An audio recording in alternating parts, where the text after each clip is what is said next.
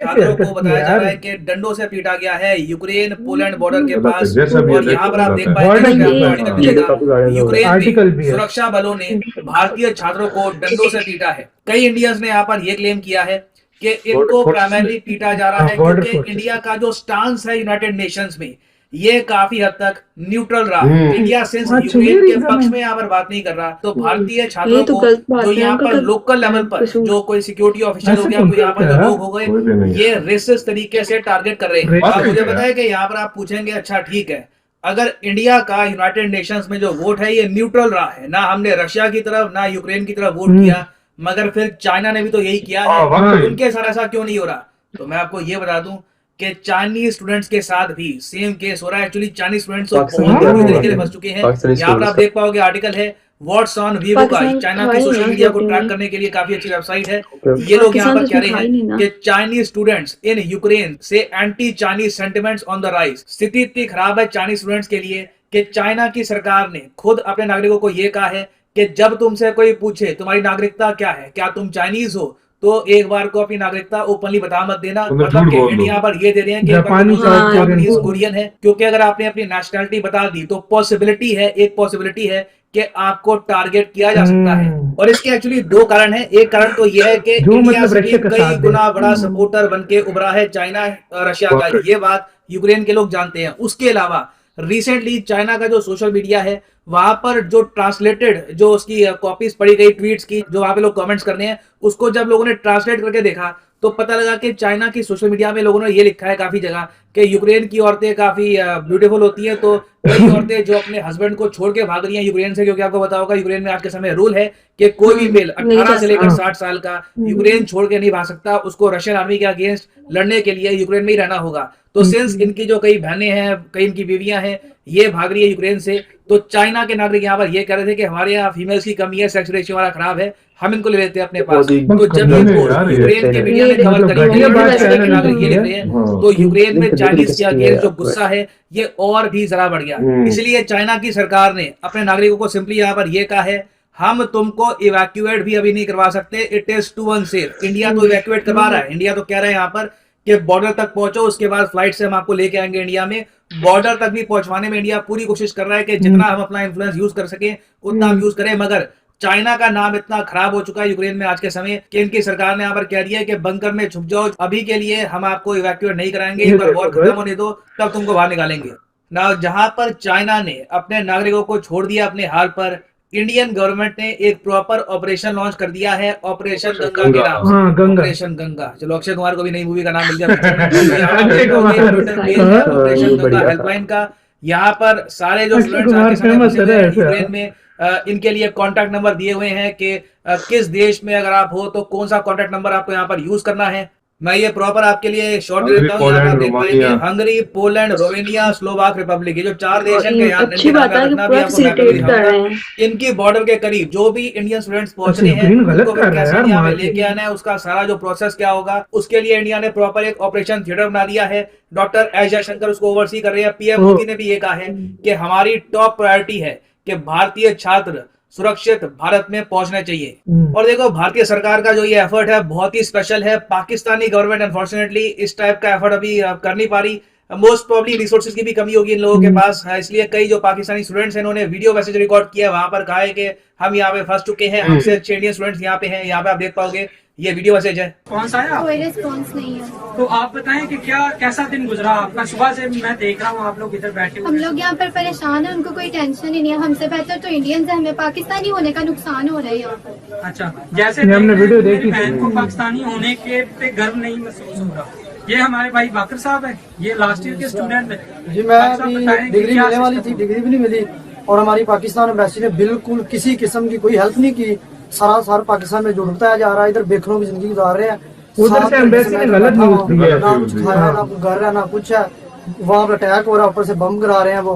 Please मेरी Pakistan prime minister Imran Khan से request है, हमारी हेल्प की जाए, हमें यहाँ से निकाला जाए। मैं हाथ जोड़कर रिक्वेस्ट करता हूँ पाकिस्तान प्राइम मिनिस्टर इमरान खान से। तो उम्मीद तो देखिए यहाँ पर यही है कि हर रीजन के जो स्टूडेंट्स हैं ये वापस सेफली अपनी फैमिलीज तक लौट पाए, चाहे बांग्लादेश हो, नेपाल हो, पाकिस्तान, हर देश में। ऑब्वियसली कोई नहीं चाहेगा कि जो ये यंग ब्राइट स्टूडेंट्स हैं ये यहाँ पर सफर करे in this war torn region. अब अभी के लिए आप कहोगे कि इंडियन स्टूडेंट्स पर जो अटैक हुआ है वो कहाँ पे हो रहा है। देखो अभी के लिए स्थिति ये है कि जो इंडियन स्टूडेंट्स यूक्रेन में थे इनको बसेस के जरिए और तरीके से भी कोशिश कर रहे हैं कि हम पोलैंड की बॉर्डर तक, यहाँ पे आप देखोगे ये पोलैंड है, उसके अलावा स्लोवाकिया, हंगरी, रोमेनिया, इनकी बॉर्डर्स तक पहुंचा दे। इंडियन गवर्नमेंट ने इन कंट्री से ये बात कर ली है कि जब इंडियन स्टूडेंट्स आए तो उनको आराम से एंट्री दे देना और उसके बाद उनको खाना पीना वगैरह प्रोवाइड करो, उनकी देखभाल करो और उनको पहुंचाओ अपनी कैपिटल तक। फॉर एग्जांपल रोमेनिया की कैपिटल बुकारेस्ट, हंगरी की कैपिटल बुदापेस्ट, पोलैंड की कैपिटल वॉर्सो, यहाँ तक पहुंचाओ। उसके बाद एयर इंडिया की यहाँ पर फ्लाइट्स वेट कर रही होंगी। उसके बाद इंडियन गवर्नमेंट यहाँ से फ्लाइट के जरिए नाउ जो वायलेंस की बातें यहाँ पर रिपोर्ट की जा रही है वो प्राइमरली हो रही है बिटवीन पोलैंड यूक्रेन बॉर्डर। जब बॉर्डर क्रॉसिंग हो रही होती है तब क्या है कि यूक्रेन की अथॉरिटीज पे आरोप लगाया गया है इंडियन स्टूडेंट्स द्वारा कि ये इंडियन स्टूडेंट्स को अलग कर रहे हैं। ये कह रहे हैं कि पहले यूक्रेन के लोग जाएंगे। अब यहाँ पर आप कहोगे वेट, यूक्रेन के लोग जाएंगे? देखिए जैसे मैं आपको बताया था, यूक्रेन की प्राइमरली जो महिलाएं हैं, बच्चे हैं, वो आज के समय लाखों की संख्या में अपना देश छोड़ के भाग रहे हैं, पोलैंड में जा रहे हैं, रोमानिया में जा रहे हैं, क्योंकि युद्ध अभी बहुत ज्यादा इंटेंस होने वाला है पूरे यूक्रेन में।